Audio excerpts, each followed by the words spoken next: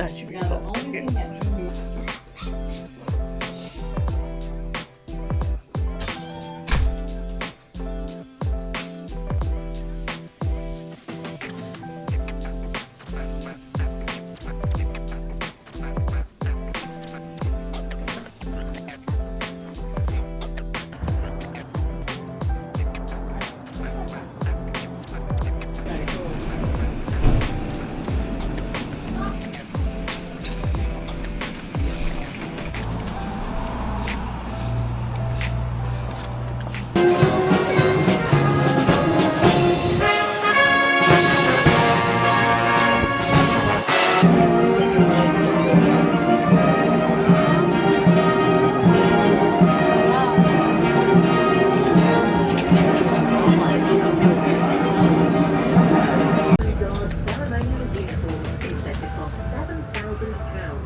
Because of the vast amount of gold thread woven into the garments.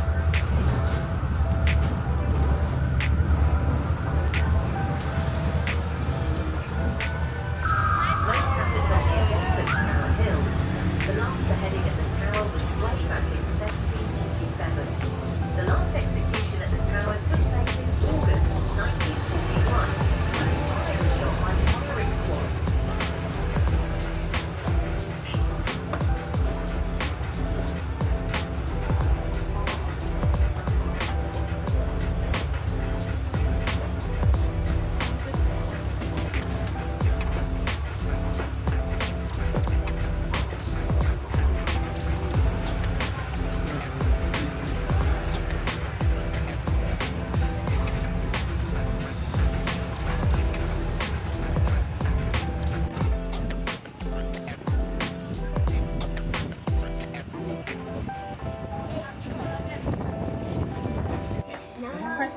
G.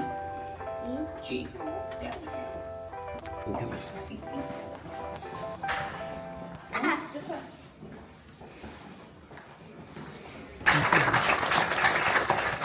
Hi everyone, I'm Jazmin Williams. I'm the founding director of BLKBRY.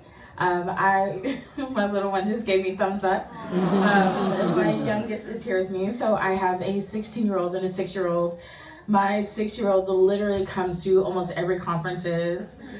She has gone through my doula trainings with me. She has been through my lactation trainings. Yes, talking about you, honey. Really, it was my traumatic birth experience that brought me into the work and had me create BLKBRY. Started off as a full spectrum doula practice, got our first government grant, was able to turn it into an organization, and knowing that when it comes to Black maternal health, I hate when people say that doulas are the solution. We're not a solution, we're a Band-Aid on a solution. Really, it takes system change. It takes being able to build in new structures to bring in more Black midwives, more Black OBs, more Black lactation specialists. It makes a difference when we have a care team that reflects us, not just within our skin color, but knowing our background, knowing our language, when we don't have to go into a room and code switch. And it's one of the things that for BLKBRY this year, our tagline is curating public displays of Blackness. We want folks to be able to come into spaces, to be able to have that example of when you come into a space with us, this is how it should feel when you go and see a medical provider. Because for a lot of us, and I just think about when I had my eldest, I didn't know what it was supposed to feel like when I went to see my OB. I didn't know that there were certain labs that they were supposed to do, certain results that I was supposed to get. When I had told them why I was having this unexplained weight gain, I gained 100 pounds during my pregnancy, and all because she would not tell me that I had developed Hashimoto's thyroiditis. So going through a pregnancy, just body in pain. My mom actually was my doula for both my pregnancies. So it was absolutely, she's here too, filming me. It was absolutely incredible to have her there with me because I almost lost my life after my first birth, almost lost my youngest daughter during her birth. I'll finish up quickly, but really wanted to make sure that nobody else went through what I went through, and that's what we've been structuring BLKBRY to be. And and really focusing on collaborative care, because we know it takes all of us and none of us should be recreating the wheel. We need to look at what does it look like for us to be doing this work collaboratively to make system changes.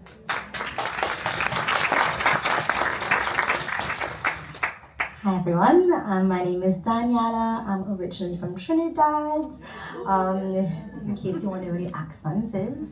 And I'm a cognitive behavior therapist and I'm a mom of two.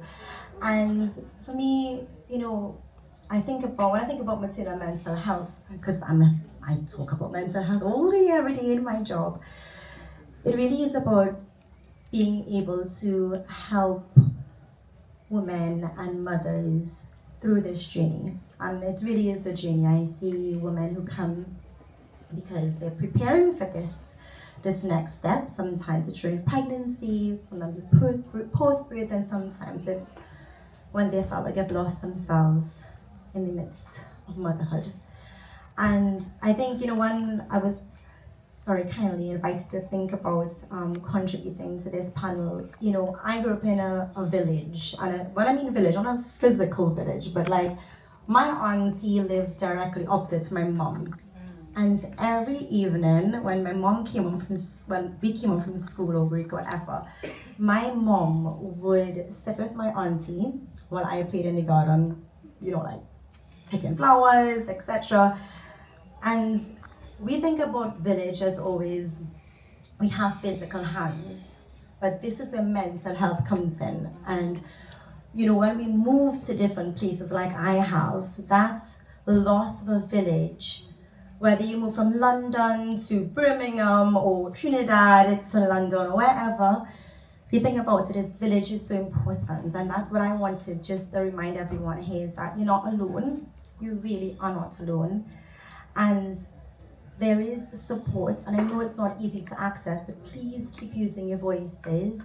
Even if you aren't able to advocate for yourself, you know, like Gina talked about Peter advocating for her in those moments, your village is here also to advocate for you. So I think that's all I just wanted to share. Thank you. I just want to take a minute and talk about systems and environment. You can hear from my accent, I'm from the US. I've been here for about 5 years. I want to talk about that environment for a second. So I come from a place where the #1 killer of pregnant women is murder for years and years and years. I come from a place where millions of people do not have health care insurance, even now. I come from a place where the Black maternal morbidity rate is higher than it is here in the UK for years and years and years.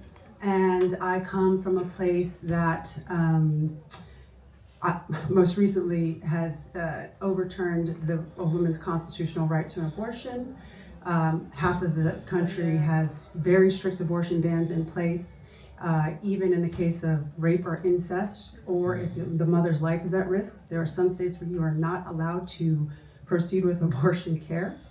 And the people who are suffering, everyone suffers under that type of a regime, but Black women are suffering more. So that's the environment I come from. Systems. I also come from a place where a bunch of Black women got together about 30 years ago and named this work that has been happening since the 50s and 60s and called it reproductive justice. That work is happening here. Sandra has started that work here. She has started systems through community building, advocacy, networking, evidence gathering, and she has, and not just Sandra, obviously everybody in this room, I think there are a lot of folks working in the third sector, have been saying what the maternity investigation now is saying is true. All they're doing is underscoring what we've already known, right? So that's not new information, it's just that someone else is saying, yes, that's accurate. We also have solutions. We know that in Bristol, there are continuity of care models that are working. We know that if you embed people from the third sector into decolonizing curriculum, in training healthcare practitioners, that these are things that work. And now, will it be done?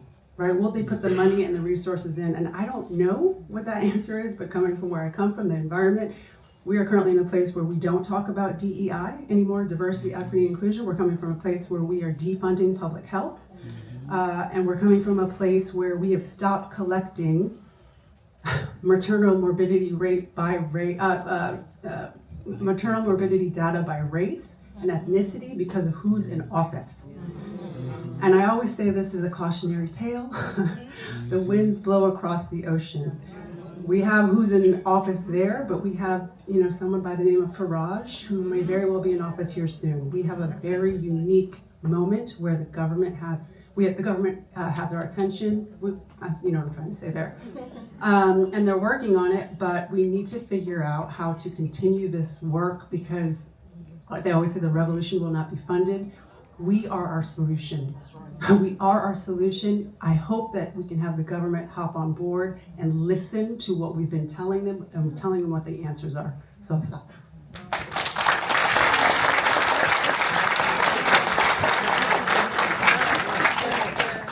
Thank you guys so much for your contributions to the global maternal health conversation. I would love to hear a few questions. And just can I say thank you to Jazmin, who's flown all the way from the US to be here today.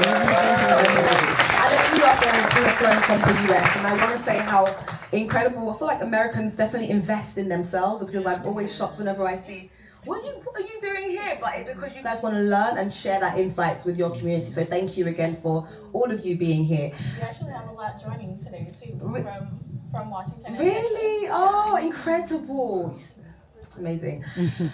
Okay, two questions, and then we're going to go on to our few last panels.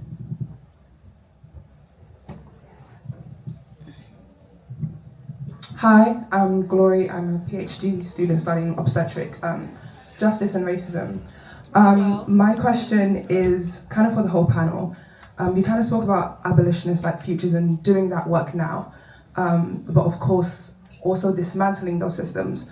So I guess my question is across like mental health policy, just like the third sector, what does it look like to dismantle systems or dismantle structures while working in those systems? How do you do that? How do you put that together? How do you reconcile those, what seems irreconcilable sometimes? I think there's something, because I grapple with that question quite a lot, particularly because I used to work in the prison system and I don't believe prisons should exist.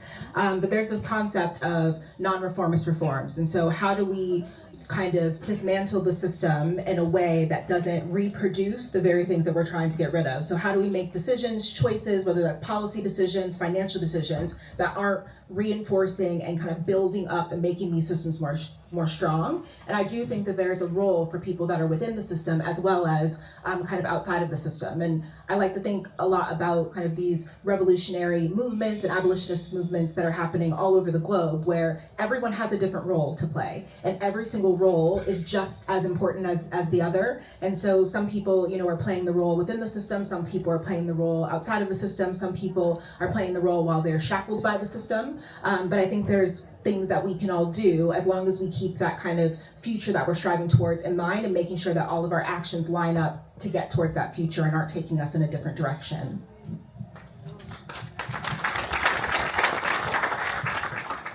So I would say I like to mess with people's money. I teach my clients how they can file claims against providers and hospitals harming them, because we're making them being held accountable. It's making the state do investigations. It messes with the cost of their insurance. When you start messing with people's money and start digging into their pockets, you start to see certain changes being made. The hospitals will also start implementing different policies because they don't want these ticks to keep being on their reports that these things are happening.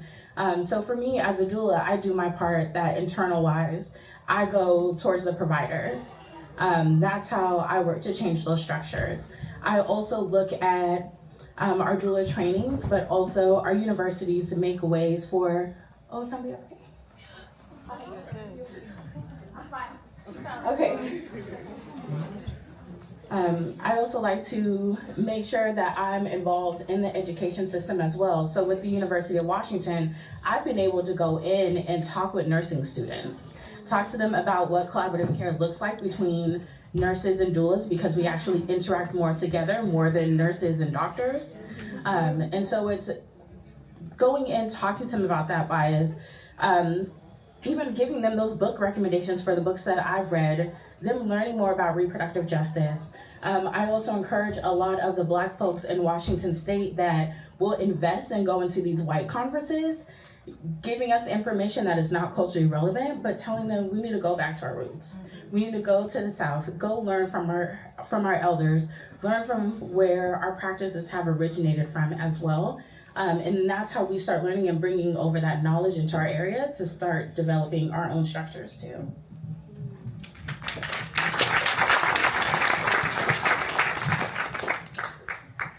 Last question, and then Daniela and Jamie, please respond.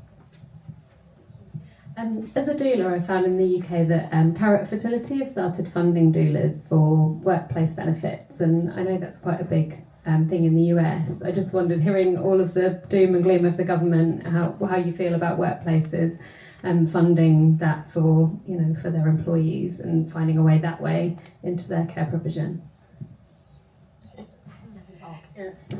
So I'm actually one of the leading members of the Doulas for All Coalition. I used to be one of the facilitators. We worked on getting one of the highest reimbursement rates for our country. So Washington State can reimburse up to $3,500 for doula support. And a big part of that was that doulas led in creating that bill. So we were able to go in and do that. What we have seen though is that around the country, a lot of folks are very much worried about licensure. Licensure was a means to be able to eradicate grand midwives. And so now it's been us needing to have these conversations to learn from each other so we can make sure those policies, those laws don't come back into place. But a lot of it has been that communication. We've been talking with the managed care organizations, talking with the private insurance companies, and making sure that we keep it rooted to Black and Indigenous birth workers and having us lead, and also us trying to be on the disciplinary group as well. So when claims come in, when reports come in, we're the ones actually knowing how to take action and being able to keep our structure in place. There's a lot of fear though. We have seen Florida wanting to introduce licensure. We've seen other states where they have created doula hubs, and next thing we know, it goes from being in the hands of Black and Indigenous birth workers into the nursing staff and majority white folks.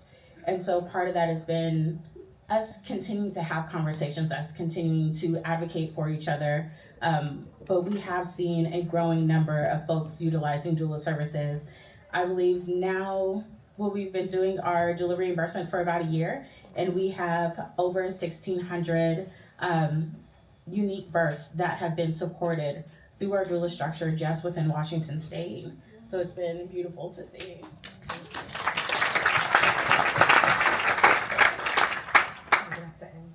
I'm so sorry. Thank you guys so much for joining our panel. Can you please give a round of applause for the panelists?